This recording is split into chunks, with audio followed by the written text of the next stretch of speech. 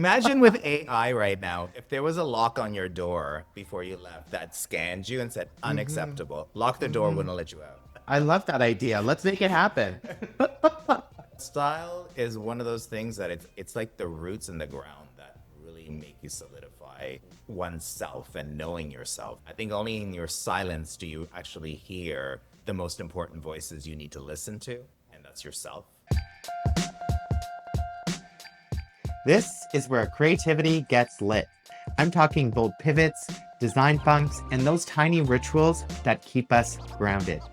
I'm interior designer and creative director Aly Velji, and on ABD Inspire, I sit down with artists, makers, and icons for the real conversations behind the work.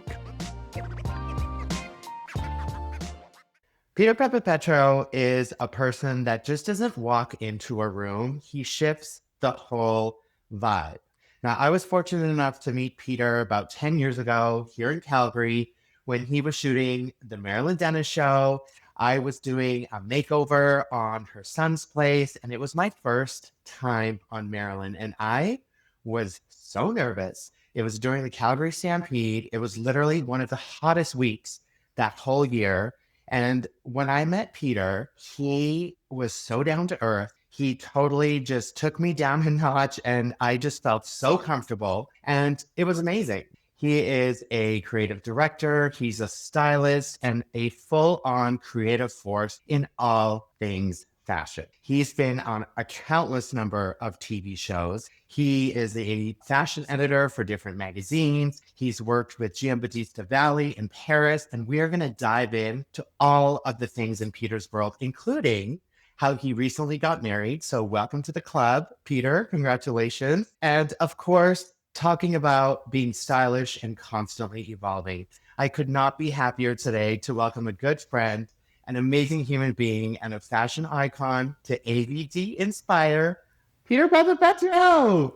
What's up? Hey, Allie. Mwah. Hey, How Boo, are you, how are baby? you? I'm great. Thank you for having me. What an intro. I feel like I should have had shoulder pads, a cape, Oh something. my I don't God, know. girl. Yes. Yes, I, sh- please. I should have had staff and been carried in like Cleopatra. Oh my God. If only. That sounds amazing. Well, thank you so much for being here. Where are you right now?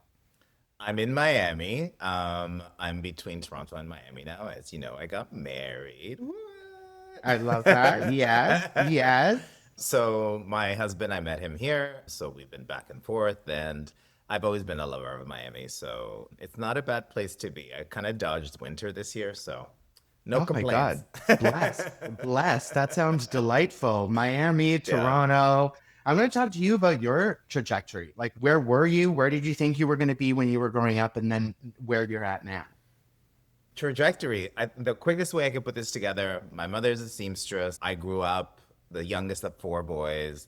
So for her, I was always underneath the sewing machine or underneath the table she was cutting. So swatches of fabric, whatever landed is what we could afford for me to play with. I was always exposed to creating something. She would grab a piece of fabric and then I would see it become something you would wear. So that always fascinated me and probably subconsciously really inspired me to do things. And you don't know what you're doing as a kid.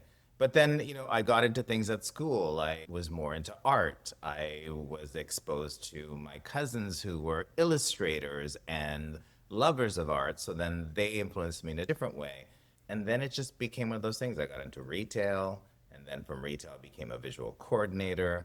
I did school fashion shows back then in the day where we used to think it was crazy. I started off as a model, then I ended up becoming the producer of the show. Um, Okay.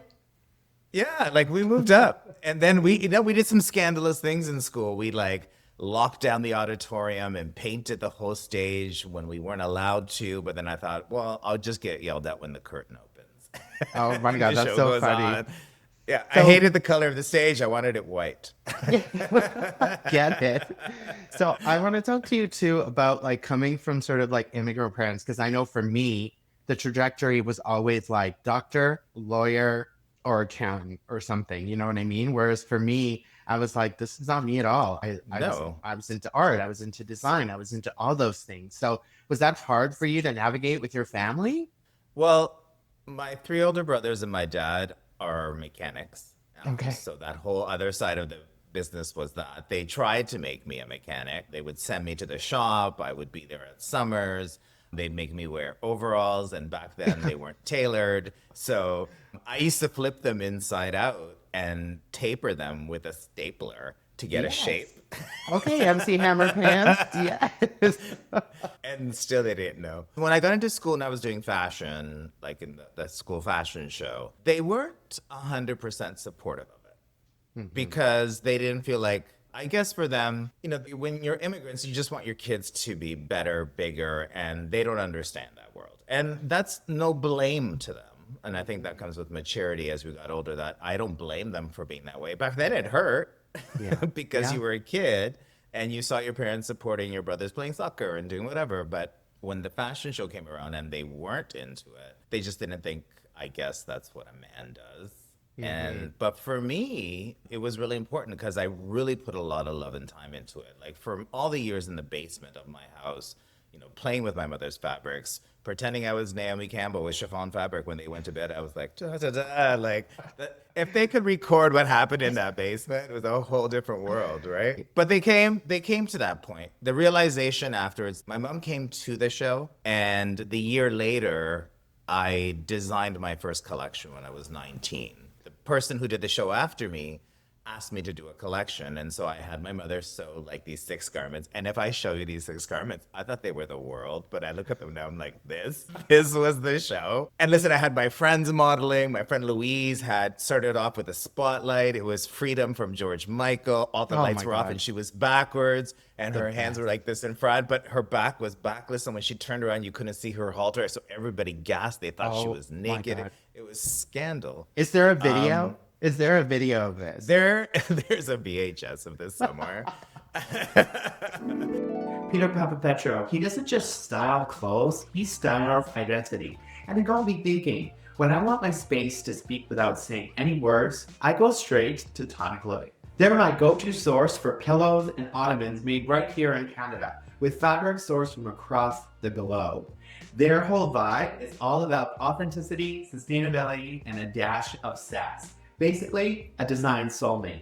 This episode is designed to inspire. Thanks to Tonic Living. After that, what happened was a friend of mine, sister-in-law, worked for the Greek channel. And they heard about this. And they came and they covered a story on my designs. And they interviewed me. So that landed on the Greek show. Well, after that, you know, everybody was talking to my parents. Oh, I hear your son's a designer, blah, blah, blah, this. It finally got the seal of approval that this might be a career, and they started coming around. I didn't make it easy for them at first to come around. I made them kind of work for it a little bit. Now, when you were talking about the TV thing, I think this is the perfect segue to sort of talk about your career in TV. Here's the deal, like television, I got into styling after working at Emporio Armani as a visual coordinator. Met a makeup artist. The creative director of Holtz used to say to me, you're wasting your time doing this. You should be a stylist. Long story short, anyways, did a few things, landed with a new agency and started working as a stylist automatically, not even as an assistant. So there was a lot of times when I was doing work where I didn't know certain things about the industry that I would just go in the closet and call my agent and be like, to the client, I'd be like, yes, no problem. And then I go to the change room and I'm like, what the hell does that mean? And I thought to myself, I can't mess this up. I know I love this. I'll figure it out. I just told myself, I'll figure it out. Even when I got the job at Emporio Armani, I got my previous supervisor at my retail job from being a manager to say that I did 5 years visual for me to get that job. And then I thought to myself, how badly could I mess this up? I'm gay. That's a win right there. That was a win, right? And they were flying me to New York for 5 days. I was like, I'll take the job if I hate it. But all I can say is like those moments in the basement of all those things that I thought were useless and not, I want to say useless, but I want to say all those things that you were doing that you thought weren't really doing anything were really building skills of creativity and problem solving and solutions constantly. I just want to throw it back to our listeners and sort of, you know, when you think about those moments where you're like, okay, yeah, you did all of these things to get you to a certain level, but also the people that you meet, I think is so important, right? And it's like when you say that you had it in you and you were just like, I'm just going to give it a try and see what happens. I think that's like the number one thing where I feel like people are so scared to sort of get into something or jump into something that is completely different than what they're normally used to.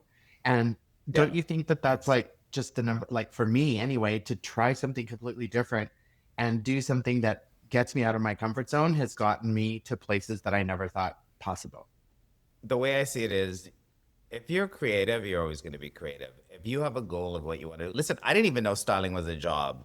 I didn't even know that even existed. That just happened by being a visual coordinator, meeting people that said, you should be a stylist. I was like, what's a stylist? And that just organically happened. And so I think those things of your journey are going to happen either way.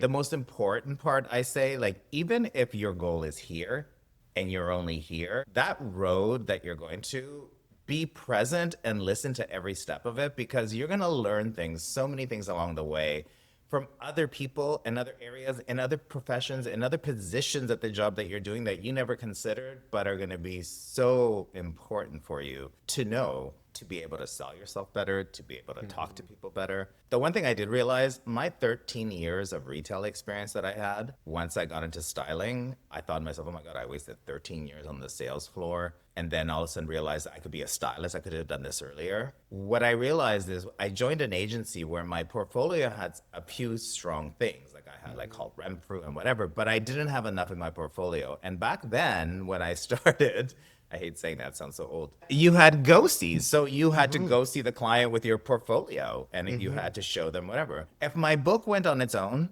I wouldn't, I would say like I wouldn't get a really big sell-through in getting the job. If I showed up at the job and met the producer, the client, whoever it was, I was able to sell that and sell myself 95% of the time. And then I realized all those years of 13 years of retail, all that time of speaking to strangers every day, getting them comfortable, overcoming their objections, those people skills were invaluable for me being able to be great with people. Absolutely. And that was my aha moment there. I was like, holy, oh, now I get why I had all that. I love that. And I think RuPaul calls it charisma, uniqueness, nerve, and talent. I feel like that's so important to take lessons from previous jobs. And I totally agree. I feel like, no matter what it is, if it's retail, I did the whole retail thing too. And I think that totally gave me the people skills. And I feel like interior design, for example, like I worked at a antique furniture gallery after I finished school for like 5 years. I didn't do interior design. And I thought, But how fun. yeah. And it was incredible. And that schooled me into incorporating antiques into my interiors now and how beautiful they are. And I think it's like, you should never take any job that you've had for granted and like always learn those lessons from every single job that you've had. So I think that's perfect. But if we're going to go back to the TV moment and being on Marilyn, Yes, sorry. no, that's okay. No, listen, we're having We totally didn't even get there yet. okay, I'll turn it around. But I feel like being on Marilyn and doing all the TV work, like, was there something behind the scenes that happened for you that sort of changed everything? Television happened when I first started styling from Much Music. Jason Ford was a producer, asked me to do a segment on Much Music about young celebrity ingenues and how much they pay their people.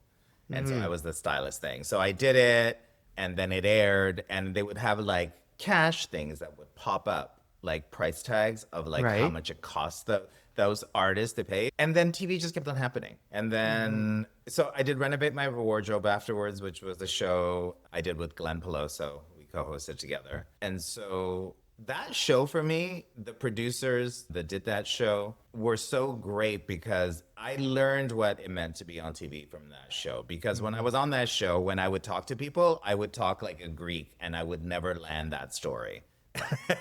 And he'd be in the background. I was like, are you going to land this? Because they're only going to use a soundbite. Yeah, totally. They're only going to use the soundbite.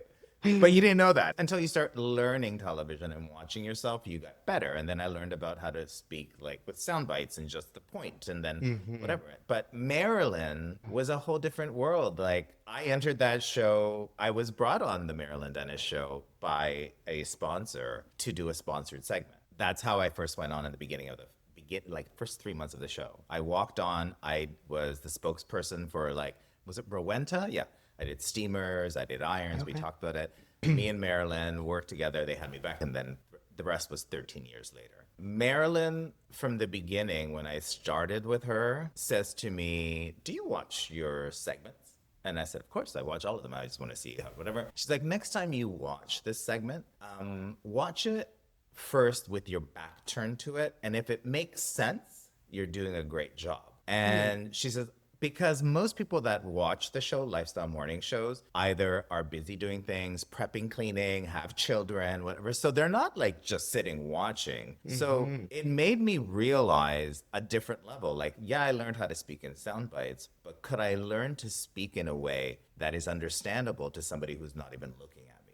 So that was her radio expertise talking, right? And Yeah. that was golden. That was like the best advice ever that Marilyn ever gave me, was to be able to speak in a way that people can understand and get visuals and understand the visuals while they're not even watching you. And then after that, it was like, be yourself, have fun. Because in the Yeah. beginning, when I went on that show, I felt like, you know what it's like to be on TV. You feel like you need to get all this information out. Oh, You need to totally. be the expert. Yes. But then you know what I realized after a while? All I would do, Aly, you know those production packs that you'd have to fill out? Do I? So Do I? if anybody who's listening doesn't understand what a production pack is, what the producers have to put together to go through with everybody so they know what everybody's talking about on the show. And then they review that with Marilyn so she understands what's happening in the show. But I realized as I went on, I was like, I would fill in like one sentence for my tip. And they would all be like, well, whatever. And I was like, I know I'm going to say more, but the magic and the gold for me on that show was allowing Marilyn, to have banter. We had great banter together. It felt really real natural. It always has. We're really good friends now. That was one of the best things that came out of this show, is our friendship is incredible. We travel together, we do stuff. But I always felt like when I dropped on that chair, it was like, "What's up, girl?" Yeah. And sometimes the outfits would be coming. And I was like, "What was I gonna say about that outfit? We'll figure it out." Totally. We'll figure it out. I think that's the same thing for me. It's like, I loved being on the show because I felt like I could be myself. I've done And many she shows. wanted you. Yes, Yeah. exactly. And you I did love such a that. great job of it. When you were there, you would do your thing.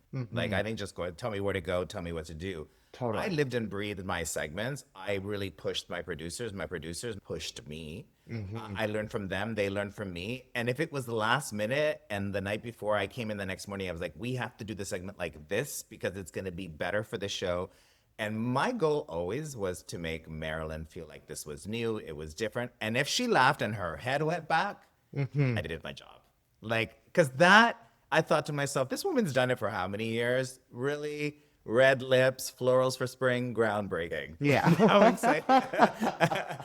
How many times can you hear it and be like, "Oh my God, really? That's exciting." So those things were great. And having producers that I learned so much from on what it meant to produce a show and what good TV meant was a whole different world. Because being an expert in your field is one thing. Being able to understand what good TV means is all merit.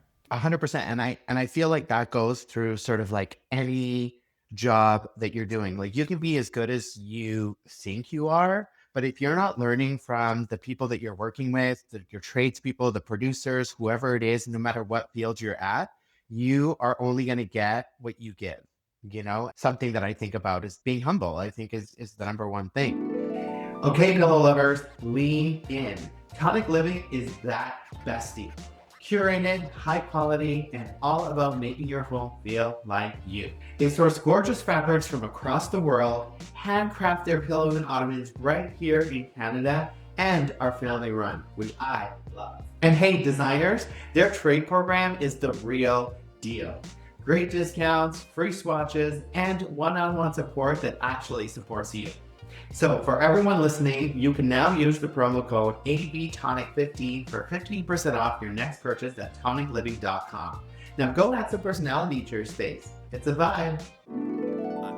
I will say one thing about the Marilyn show. When I went onto television on the Marilyn Denis Show, which this was the difference. As a stylist of what I did in my field, as a stylist, as a print stylist, magazine, editorial, runway, which I did, I was the expert in my field and I was hired. And if I walked onto a set and people showed me their collection and there was 5 pairs of pants and they said red and they said, "Which one do you want?" And I said red, they would be like, everything's dead. Red it is. Like that was the reason. And nobody would ask me why.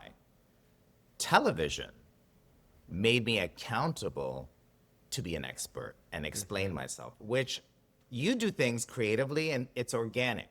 It's emotional, it's personal, you feel it. You move a pillow over here and you move it 8 times and then replace it with a backup pillow and then whatever, and then you stand on this angle and then the light on this angle, and people think you're nuts. Yeah. But there's a reason to your madness, but you do it organically. But then step back and be accountable to explain it is not an easy thing to do, because then you're talking to a national audience across Canada who are excited to learn, who want to learn, who don't know how to do it, and want to know, if I chose the red pant, why the red pant? And how many different ways can I wear the red pant? And what cut of the red pant should I wear? And what can I mix patterns with this red pant? It was such a different mentality that made me stronger as a stylist, because then I would take all that I would go so deep into myself to figure out, why do I do this? Why did I put that with that? What's a good reason behind it all? Sometimes I'd be on the show and it'd come out and Marilyn would ask me and I'd explain it and I'd finish. I'd be like, damn, that was good. Don't you love those moments? I just love myself. I am good at what I do. Roll the credits. Roll the credits. Yeah. But it made me better. After I finished that, I would go to brands and be able to look at brands and their collections, and they would show me stuff and then be like, oh, but I was like, that'll never fit that body type. That'll never fit that woman. I've tried a blouse like that. And the change room, the fittings on the Marilyn Denis Show were the gold. Yeah. It's the time that these women, I never liked the word makeovers. I always thought it was like you need a U-Haul. But they came wanting help, right? And I think their vulnerability, I didn't realize how much it was. There was a lot of emotion, a lot of tears. There was a lot of things I learned, and it's being humble and compassionate that actually got me to be better at listening to these women. And they were so excited to be there that even though I knew I can bang off an outfit for them in like one fit, I brought more because I gave them the time to teach them more. Because after this makeover's over, I'm not going to be speed dial for you. Now, in our pre-call, you had mentioned something that happened during COVID where you were in Amsterdam. So Yes. first of all, let's talk about that, and let's talk about travel. Let's talk about inspiration. Let's talk about what happened in Amsterdam. Like, give me all the tea.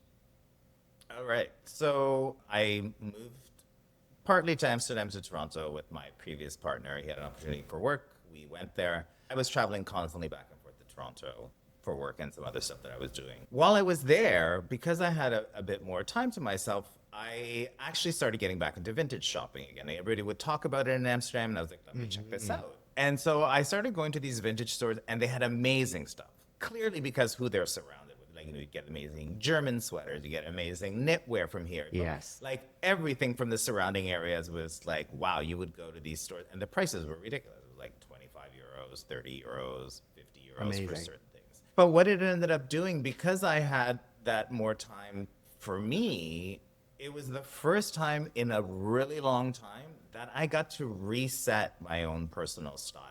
And really go into myself again. Like, I'm a stylist, so people think you're styling yourself all the time. No. When I'm busy, I have a uniform. It's modern classics, elevated, great pair of shades, good pair of shoes. And in Toronto, when you live in Canada, it's a great coat. Yeah, 100%. I have more coats than I can possibly need. But in Amsterdam, I loved it because I tapped into like all this incredible style. And then I decided to launch a little marketplace where people could see it or purchase it or all this sort of stuff. And it was a really good sense of rediscovering myself and rediscovering my style and being able to spend time on me, which I don't really do. People think we just do it with our eyes closed, or people would think, you know, because of what we do creatively, it should come like second nature. There's times where I make mistakes. There's times where I don't think that looks as good, or, you know. Very when rarely. You're doing Very rarely. I had to throw it's the humble thing. It had to come back out. I can't be humble without trying. Yeah, totally. So I think that sense of discovery and watching the aging population there was really interesting for me because they were fearless. They wouldn't. You knew the things that they were wearing they've had forever. They were quality. They were incredibly made. They cared about what they wore.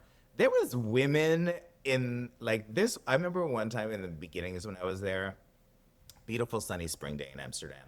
And I'm having a coffee at this place, and everybody rides bikes in Amsterdam. There's more bikes than cars, but there's also these things called buckfleets, which are like the bikes that have that cart in the front where you can either put children or things in and you ride it. Okay. This woman, I swear she was in her 70s, gorgeous, white hair, great camel coat, ties at the waist, she's this big, has these 3 kids, all blonde. They all look like they belong in a TV show, like they need commercial. She throws them all in the buckfleet and jumps on the bike and goes up this like, canal ramp and stuff and just riding across. And I was like, wow, good for her. Like fearless, like nobody cared. And like the mobility I noticed also was a big thing there. People were more mobile and the aging population was different. So it kind of reset myself on how it meant to be evolving your style, because there's a difference. I don't think people realize, and I'm sure you know this as well, is there's always like a difference between being stylish or being fashionable. They're two different things. People don't realize 100%. that. Absolutely. Fashion is kind of like, if I can explain it, the easiest way to explain it would be, fashion is the public school, high school, university side of you learning and experimenting. Yes. Style is when you're solid and you get it and you're like, understand yourself. And the reason when people, and you don't care about whether something's current or not, you know how to mix stuff. And when you walk into a room, people know that, they get it and you own it. And there's no thought. I don't care what my friends think about it. Most people are not willing to try anything new because they're more worried about the feedback they're going to get from their people, their clan. They're going to be like, girl, who do you think you are? You're going to wear that? Oh, look at her. She thinks she's a model.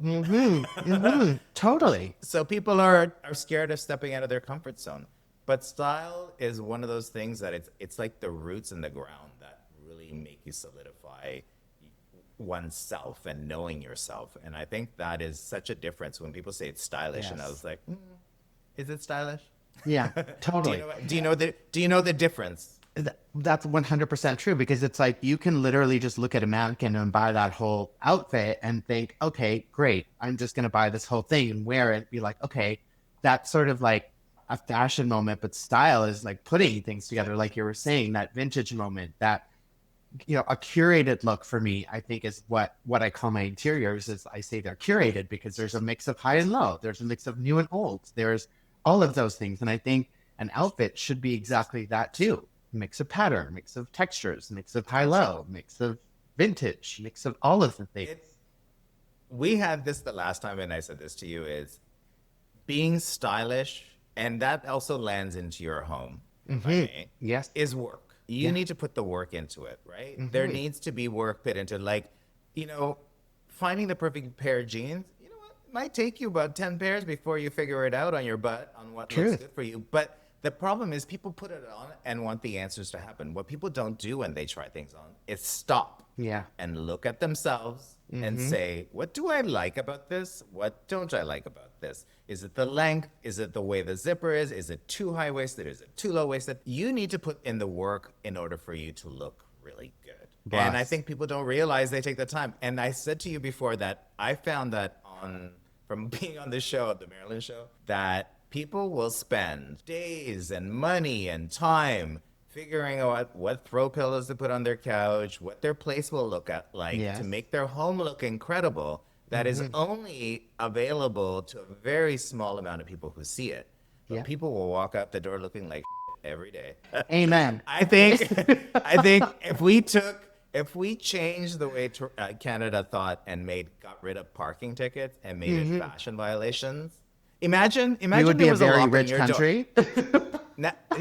Imagine with AI right now, if there was a lock on your door before you left that scanned you and said unacceptable, lock the door, wouldn't let you out.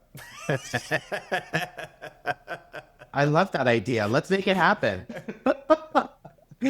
All right. And then just, quickly to talk about what is next for Peter Papapetrou. You are now married. You are living in Miami/Toronto. Like, What is next for you? What are you most excited about? Tell me all the things. What am I most excited about? Listen, getting married, my partner, Curve, he was incredible, and I'm very lucky. I'm very fortunate. I love that. Humble. That's the humble me coming out. Yeah. No, I'm joking. No, he's amazing. I'm very lucky. He is solid, and that's what I love about him. What is exciting for me next is, I kind of like in my social media side of things, I've kind of have taken a step back from it. When I finished the Marilyn show, I decided I wasn't going to do anything on television for at least a year. Okay. My agency was like, oh my God, blah, blah, blah. And I kind of felt like I have done everything I could possibly do as a style expert on a show. And that show allowed me the platform to do anything. I jumped out of planes. I wore costumes. I did like whatever. It was unbelievable. And I thought, what else could I do? And it was very kind of other networks to reach out and offer things. But I thought, you know what? I kind of feel like it's important to step back and regroup for myself. And if I come back to TV, which I'd like to do, then it has to be at a different level, of a different challenge for me and something that's new for me to do. And maybe television doesn't have to be the way. Maybe it's my own. If I spent more time on what I'd like to do, what's new is spend more time on my social, maybe do more of a YouTube thing. Okay. But that takes more of a full-time focus to do it because you're pretty much running a magazine. Do you know what I mean? Like you're pretty much running. It's a completely brand new ball game. Like truly, even starting this podcast was a brand new world for me. And it's like, there is so many sort of moving parts that you have to think about. But I love that for you. And I love that you're sort of getting there. So if people want to follow you on the socials, as they say, what is your Instagram? It's Peter Papapetrou 1. Oh, okay. As soon as you start writing Peter P-A-P-A, then it pops up. What? It's not as hard as it. Perfect. What's exciting for me, I think, for next is I've given myself the time of being here in Miami and back to Toronto to allow myself the time to go inward again to figure out what the next step is going to be. And I've mentioned, I know I've spoken to you about this, is my entire career was shaped by all the things that were amazing that came to me. And that allowed me. But I've realized in this silence that I've been able to reconnect here and going to the beach in the mornings and all that stuff is all like holistic and magical. And I think only in your silence do you actually hear the most important voices you need to listen to. And that's yourself. Wow. And so I think for me, that was those moments of like, it's okay to take the time to figure it out. It's okay to take the time to be what's next for you. And when I'm ready, I know that I will be able to deliver what I wish to. And I think that next step right now, especially on social, is going to be me and my life and me styling me. And I know I built a career on women. Yeah. And I love women and they will still. But what I've been trying to get my viewers, because I've been tapping into it a little bit, was for them to just look at what I'm wearing and just look at it because it's on a guy. Look at it as like a color lesson. Look at it as a color lesson. Look at the colors I'm mixing. Look at the patterns I'm mixing. Look at, like, if I'm wearing a wide white pant, go find a white pant that works for you. I want it to be about my discovery and my learning. And I think that's what's going to excite me next, is for me to share all those things, right? So, well, I am fully on board for that. I cannot wait for this sort of new revelation of Peter Papapetrou. And like, truly, I'm going to be honest, I love your fashion sense. I love that you're willing to try anything. Like, and you're so fun to watch. Honestly, you really, really are. Thank you. And it's incredible. And so one last question before we leave is that I have this sort of ritual that I do to ground myself. I always light a candle. I always have a candle burning at all times. When I go into my office, there's a candle. I'm doing a podcast, there's a candle. The smell and just the sound of like a candle just does something to me, helps me sort of like, take a little moment. What do you do to ground yourself? I think what I've done more than ever is when I'm in Miami, obviously I'm really lucky that I can go to the ocean in the mornings. I can jump on a bike ride. I really enjoy, because sometimes I'm all like chaotic about certain stuff. I love getting my head shave and beard done. Oh, that hour and a half for me. Okay. Like, I come out like so skinny. They shape this face. I'm like cheekbones in. I love it. That's amazing. But you know what What's different is the more time I've spent away from home, when I go back, what I enjoy doing the most that brings me that calmness is visiting my parents. Oh, family, familia. It's true. Yes. It's I true. love Like, it. I'm Greek, man. Like, you can't avoid them. Oh my God. I love you. I think you're amazing. And I cannot wait Thank you. to see what's next for you. And congratulations again on your marriage. Couldn't be happy for you. And thank you for your time. You're very welcome. Thanks for having me. It's always a pleasure. I love you tons. Enjoy. Mwah. All the best with your podcast. Thank you. It's exciting. Wow, what an incredible episode. Thank you so much, Peter. Thank you to Tonic Living for being an incredible sponsor. And thank you for listening. Please subscribe to this podcast if you loved it. And please help share this incredible community of creatives. And if you know anybody that could use a little inspiration, please help spread the word. Until next time.